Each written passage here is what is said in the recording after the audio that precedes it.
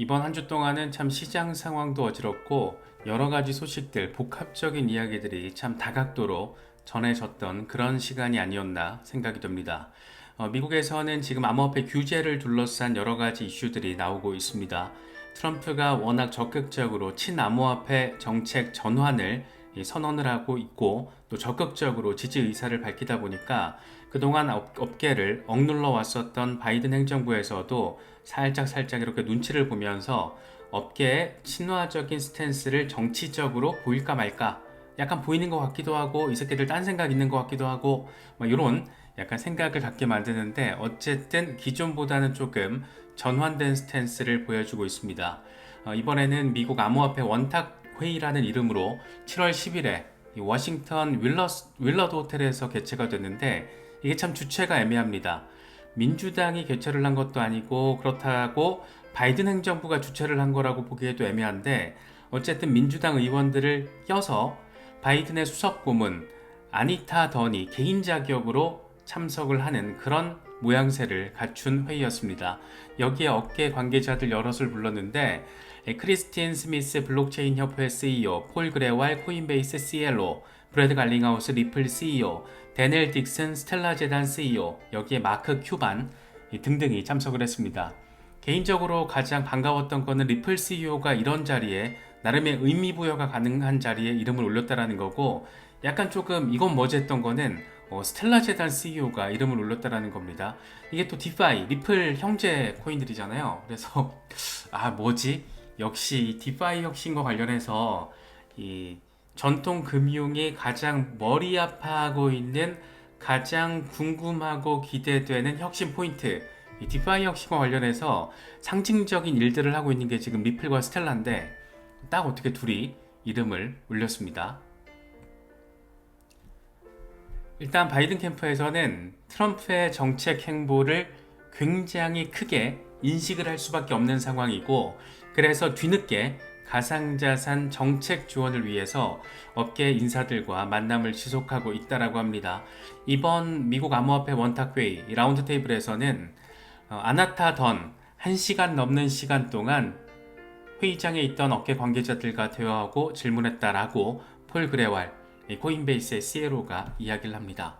이 바이든의 수석 고문이죠. 그래서 나름 적극적으로 업계 인사들의 목소리에 귀를 기울였다라는 점을 지금 말하고 있는 건데 과연 너무 이렇게 일관성이 떨어지다 보니까 저는 계속 의심이 돼요. 바이든 행정부에서 저러는 게 정치 쇼의 어떤 일환에 훨씬 더 가깝지 않나. 예를 들면 트럼프도 정치 쇼는 정치 쇼인데 확실하게 정책적인 부분과 맞붙이면서 이 정치적으로 이득을 얻으려는 그런 것들까지는 이게 이해가 되는데 지금 바이든 행정부에서는 이게 이런 것 같기도 하고 저런 것 같기도 하고 이게 정치적인데 너무 정치적인 것만 있는 것 같기도 하고 앞뒤가 좀 안 맞는 것 같기도 하고 거부권을 행사했던 거를 좀 이 정도 상황이면 철회해야 되는 거 아닌가 싶기도 하고 여러 가지 생각이 드는데 아무튼 조금 개인적으로는 모호하다 의심이 좀 된다 이렇게 조금 느끼고 있습니다. 그래도 나름 의미부여가 가능한 자리에 리플 CEO가 이름을 올렸다라는 것, 참석을 했다라는 것은 표면적으로 어쨌든 반갑게 느껴질 수 있는 부분인데 회의 참석 이후에 갈링하우스 CEO는 상당히 까칠한 멘트를 제시합니다. 주요 의회 지도자들과 암호화폐 라운드 테이블을 진행했는데 말에서 행동으로 나아가는 첫걸음이 되길 바란다. 이 새끼들 말만 그럴싸해. 이런 거 말고 이제 행동으로 좀 나아가는 첫걸음. 아직까지 제대로 행동으로 나아가지 없다라는 말을 하고 있는 거죠. 그러면서 안타깝게도 대다수 민주당원들은 갠슬러의 불법적인 암호화폐 전쟁을 계속 지지하면서 미국 혁신 성공을 방해하는 데 힘을 보태고 있다. 공화당이 친암호화폐 입장을 발표한 것은 당연한 일이다.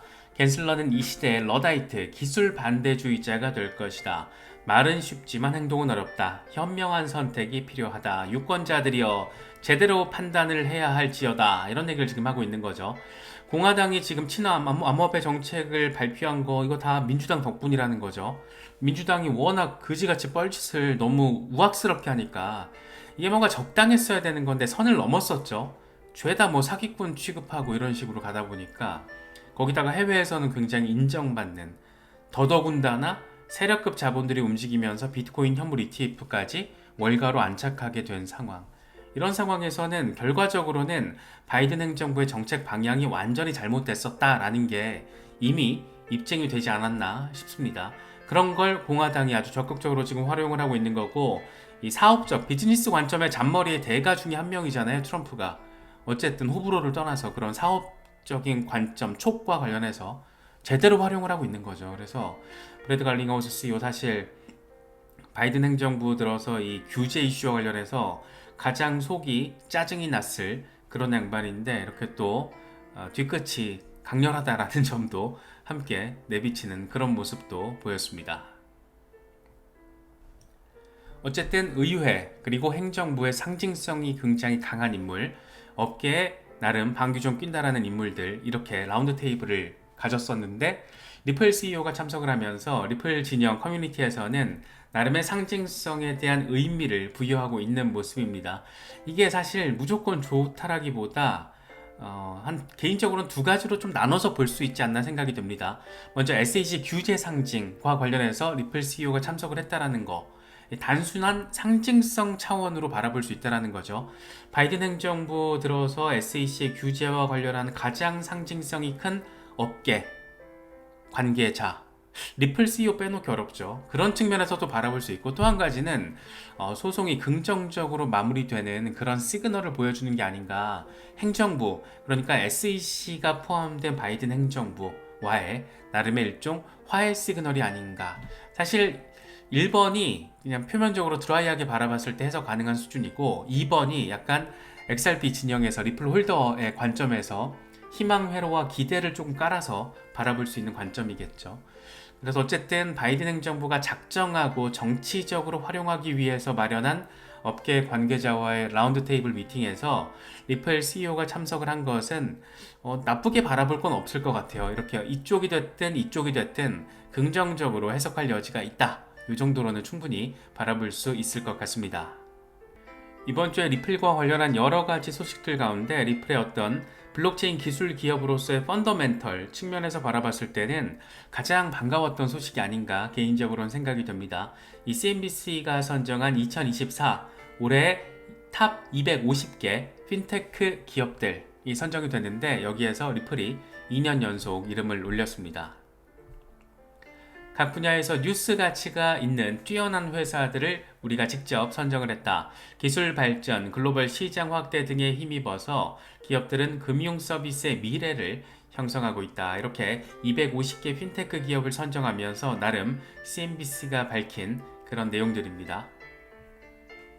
8개 분야의 섹터가 대한금융, 은행 솔루션, 비즈니스 프로세스 솔루션, 디지털 자산, 파이낸셜 플래닝, 네오 뱅킹, 페이먼트, 웰스 테크놀로지 여러 가지가 있는데, 당연히 직관적으로 우리의 관심을 끄는 것은 디지털 자산 관련 섹터입니다.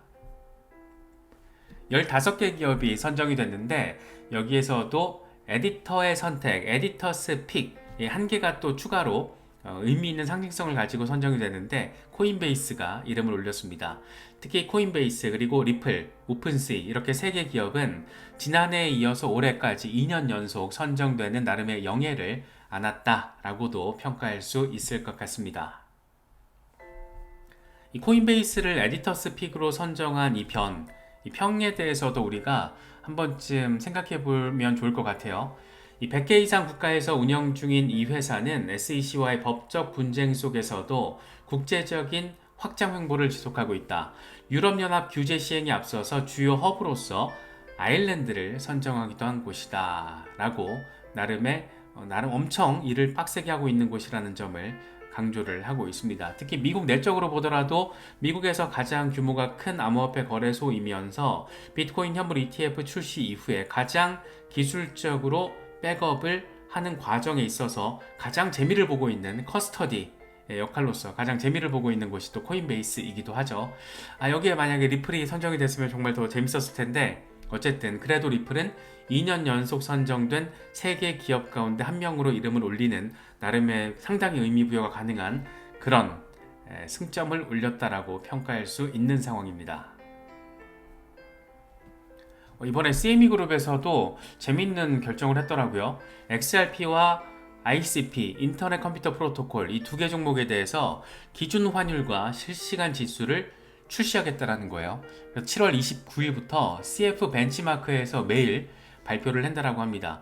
기존에는 비트코인, 이더리움 이런 기준 환율과 실시간 지수를 제공해 왔는데 목적은 이 CME 비트코인 선물 그리고 옵션 상품 지원에 사용하기 위해서 그럼 이거 뭐지? XRP와 관련된 파생 상품이 출시가 되는 것에 대해서 사전 대비를 하고 있는 건가? 누가? CME 그룹이 오 대박! 뭐 이렇게도 좀 바라볼 수 있는 기대 포인트가 있는 그런 지점입니다. 그래서 참 여러 가지 측면에서 특히 이제 만약에 트럼프가 당선이 되고 내년 상황으로 접어들게 된다면 XRP 현물 ETF에 대해서도 충분히 이제 생각해 볼 수 있는 상황이 될 거거든요. 그렇기 때문에 어떤 그런 상황과 관련해서 이미 시장에서는 준비 작업을 하고 있는 것으로도 바라볼 수 있지 않나 상당히 반가운 그런 소식이었습니다. 이번 주에 사실 이 부분도 우리가 정말 주의 깊게 바라봐야 됩니다. 실물자산 토큰화 이슈 정말 지난해 한 9월 정도부터 저희 채널에서 엄청 중요하다라고 다뤘던 그런 섹터인데 실물자산 토큰화 이슈가 확실히 대세는 대세입니다. 일단 블랙록이 지금 선빵 날린 상황에서 이번엔 골드만삭스가 등판을 했습니다. 매튜 맥더모트 골드만삭스의 디지털 자산 책임자가 은행이 실물 자산을 디지털 토큰으로 전환하는 토큰화를 중요한 기회 영역으로 보고 있다. 연말까지 토큰화 프로젝트 3개를 출시할 예정인데 머니마켓 펀드, 부동산 등 실물 자산 토큰화와 관련된 RWA를 체인에 올릴 계획이다. 이렇게 밝혔습니다. 들어갈 수밖에 없어요. 이게 시간적인 비용 그리고 실제 수수료 비용을 고려했을 때 완벽한 기존의 월드 금융에서 기대했던 완벽한 혁신에 가깝기 때문에 이게 들어올 수밖에 없고 블랙록이 선방을 날린 이유가 다 있는 거죠. 그래서 최근에 블랙록의 이더리움 기반 토큰화 펀드 비들 운용자산 5억 달러 돌파 대박이죠. 그래서 골드만삭스에서 이렇게 얘기를 합니다. 이 토큰화 자산의 시장 창출, 거래 속도 향상, 담보로 사용할 수 있는 자산 유형 다변화 이게 이번 프로젝트의 핵심이다. 블랙록은 개인 고객이 타깃이지만 골드만삭스는 기관이 타깃이고 규제로 인해 이 프라이빗 블록체인을 이용할 것이다. 이렇게 이야기를 합니다. 블랙록과의 차별성을 설명을 일부러 억지로 강조를 하는 거죠. 우리 블랙록 따라가는 거 아니야. 우리 그냥 하는 건데 달라. 블랙록은 개인 대상이고 우리는 기관 대상이야. 이렇게 선을 긋고 있습니다.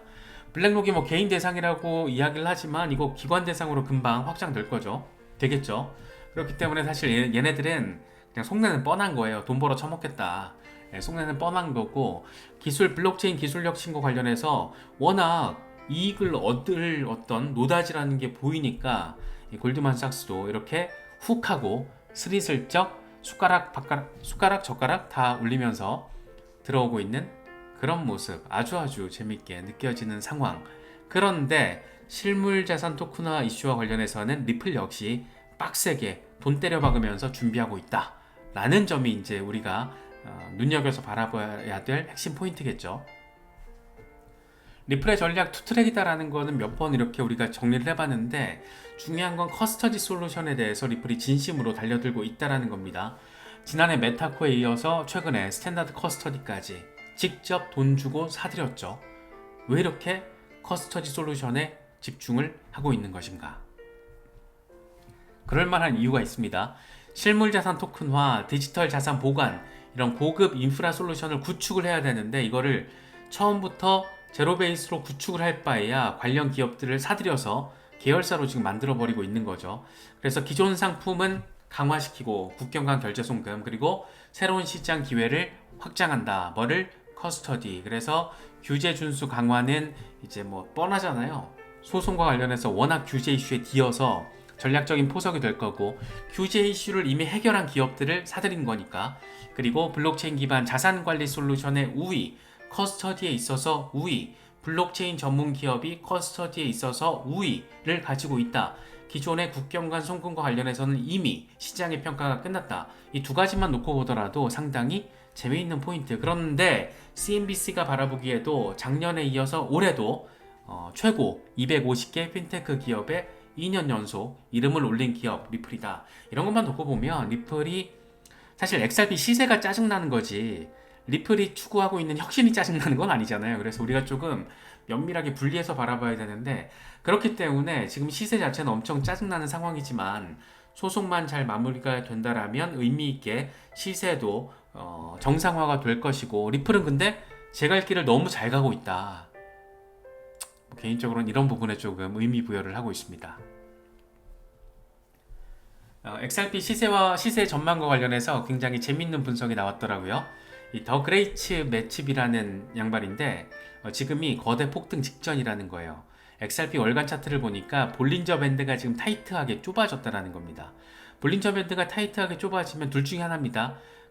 위로 가더라도 크게 가고 아래로 빠지더라도 크게 빠진다라는 건데 XRP는 역사상 그리고 지금 모든 암호화폐들 가운데 가장 타이트한 월간 볼린저 밴드 스퀴즈를 보여주고 있다. 지난번에 이게 위쪽으로 빵 터졌을 때, 이때 말하는 거죠. 2018년, 17년에서 18년 이때 빵 하고 터졌을 때는 6만 % 가까이 상승했다. 2017년에 5만 5천% 상승하면서 2018년에 3달러 돌파를 했었죠. 그리고 2020년 말에 비슷한 상황에서 7배 반등을 하면서 2021년 4월 2달러 돌파. 이때 아마 기억하시는 분들 많이 계실 겁니다. 특히 2020년 말부터 이런 상황이 펼쳐졌다는 의미 있는 게 이때가 리플이 소송당했을 때잖아요. 2020년 12월 20일.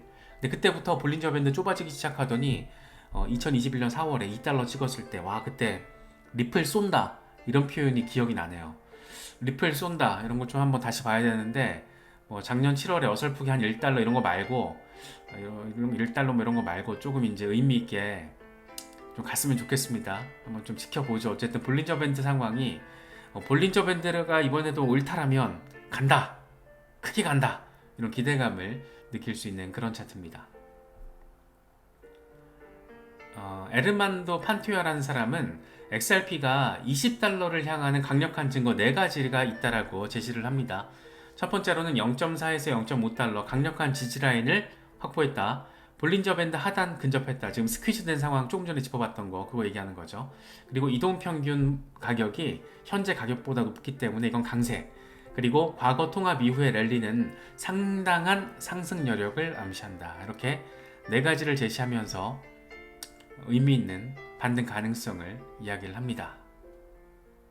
재밌어요. 되게 재밌는 상황이고 뭔가 한번 벌어질 것 같기도 한데 또 이슈적으로도 긍정적인 재료들이 여러 가지가 지금 벌어졌으니까 또 벌어지고 있고 벌어질 거고 하니까 XRP 홀더분들은 이런 부분들 잘 참고하실 수 있으면 좋겠습니다.